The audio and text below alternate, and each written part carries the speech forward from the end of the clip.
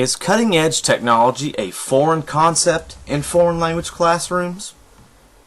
By Brian M. Pickett. In the field of second language acquisition and foreign language instruction, there is a constant pursuit to achieve the optimal level of linguistic and cultural authenticity for students. SLA theory posits that students acquire languages the best in situations where instruction is meaningful, communicative, and authentic as possible. With the advent of social media, video conferencing, general internet usage, and other forms of emerging technology, FL instructors have an unprecedented opportunity to engage students in the foreign language classroom. Let's look at the usage of technology in the foreign language classroom, where it started, how it is now, and where it may be in the future. One of the most prominent critics of formal instruction's role in SLA is Stephen Krashen.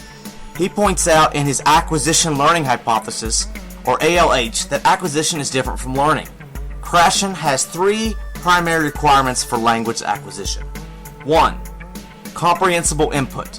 Comprehensible input deals with the notion that not all input can be used for acquisition. The portion that can be acquired is known as intake.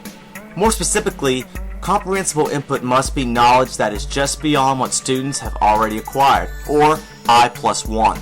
Second, Krashen asserts that students' affective filter must be lowered to allow input to be taken in. Affective filter is defined as the negative emotions associated with language acquisition, such as self-doubt, anxiety, or overall boredom. These emotions inhibit the instructor's ability to give effective comprehensible input to students and lower the amount of overall input eligible to be understood. Krashen states that students' affective filter may be lowered by sparking interest, encouraging student interaction, and helping to maintain high student self-esteem. We as educators must take a closer look at what formal education is stereotypically known to be. That is to say, drills and repetitive action are often generalized as being elements that constitute learning in the classroom. However, Krashen does give us some room for hope. He says that finally, for language instructors, while they may never hope to provide the ultimate language acquisition environment, it is possible to help acquisition by providing learning that is restricted to a small set of rules that are learnable, portable, and or not yet required. In other words, formal instruction should be a supplement to natural contexts rather than a replacement. Instructors must acknowledge that classrooms are acquisition-poor contexts. Given this background knowledge in SLA, how has technology shaped the way that language classrooms have met the needs of best practices? Let's begin with the 1980s. In the 80s, popular computers such as the Apple II were changing the way that educators view technology. As such, certain educators were experimenting with ways in which to use computers to aid student learning. For example, in 1982, John Collett cites a computer program that is designed to help students master verbs in French. While the program is a novel way to practice grammar specifics, it is unfortunately content poor in terms of comprehensible input. Fast forward to 1989 and we have a much different picture. The Air Force Academy is experimenting with a series of video discs, or IVs, where students are able to view people speaking the language with authentic context, such as ordering food or talking to friends. After interacting with the video using subtitles and eventually forms of translation, the students are able to discuss the videos together in a classroom. This is an example of where authentic, specific contexts give way to comprehensible input. So, this should solve our problem, right? Well, not exactly. Let's see what happens then in the 1990s. In 1990, many educators were starting to decry the lack of ubiquitous computer presence across campuses.